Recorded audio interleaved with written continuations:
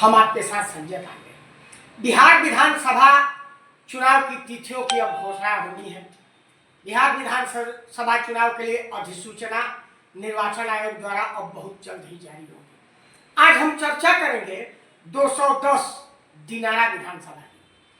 दिनारा विधानसभा की चर्चा इसलिए हम करेंगे कि दिनारा विधानसभा सबसे हॉट सीट माना जा रहा है। इसलिए हॉट सीट माना जा रहा है कि भारतीय जनता पार्टी के गद्दावर नेता और प्रदेश उपाध्यक्ष राजेंद्र सिंह भी यहीं से ताल ठोक रहे हैं।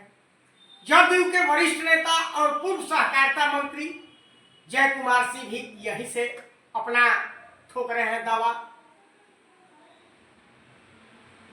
इसके बाद आलोक सिंह भी दिनारा क्षेत्र को ही अब चुन करके अपना दावा ठोक रहे हैं, जो कि एनडीए के एक पार्टी का हिस्से है।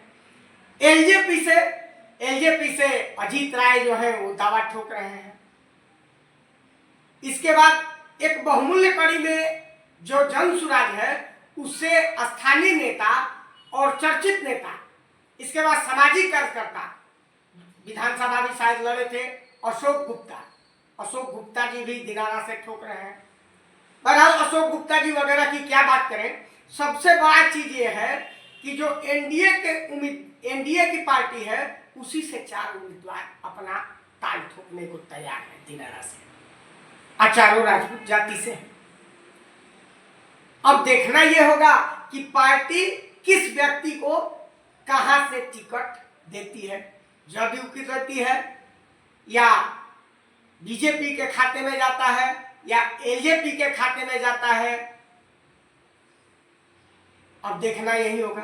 लेकिन राजनीतिक पंडितों का मानना है, जो राजनीतिक विश्लेषक है, कि इस बार एनडीए की सरकार जो है, एनडीए जो है गठबंधन, कोई कसर नहीं छोड़ना चाहती है शाहाबाद में, इसलिए कि दिनारा भी बहुमूल्य है, इस सीट को गंवाना नहीं चाहती है।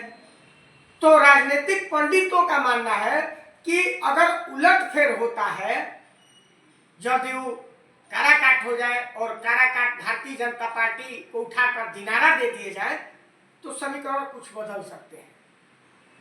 और रही बात दिनारा क्षेत्र से उम्मीदवार राजेंद्र सिंह की, तो राजेंद्र सिंह के बारे में ये बता दूं कि पिछले बार वो चुनाव लड़े थे, एलजेपी से लड़े थे और उनको 57,000 समथिंग वोट आए थे, जो कि दूसरे स्थान पर थे। वहीं से जदयू के नेता जय कुमार सिंह लड़े थे, उनको 22-24 हजार वोट आए थे। तो ये राजनीतिक पंडित मानते हैं कि राजेंद्र सिंह का अपना व्यक्तिगत जो है जुड़ाव के कारण इतने मत आए थे, इसलिए कि एलजेपी का वहां बहुल्यता नहीं है। एलजेपी के कैडर वोट जो है दिनारा क्षेत्र में बहुत कम है। इतना वोट आने का मतलब राजेंद्र सिंह का अपना व्यक्तिगत मत है। अगर कहीं भारतीय जनता पार्टी दिनारा क्षेत्र पर बीजेपी का करके और राजेंद्र सिंह को कहीं टिकट देती है, तो हमें लगता है, या राजनीतिक पंडित बताते हैं, कि दिनारा क्षेत्र एक भारतीय जनता पार्टी के खाते में जरूर जाएगा। हालांकि जाएगा या नहीं, लेकिन राजनीतिक पंडित और वहां के लोगों का कहना है कि बीजेपी से कहीं राजेंद्र सिंह आते हैं तो भारी मत से विजयी होंगे, एक खाते में तो अवश्य जाएगा।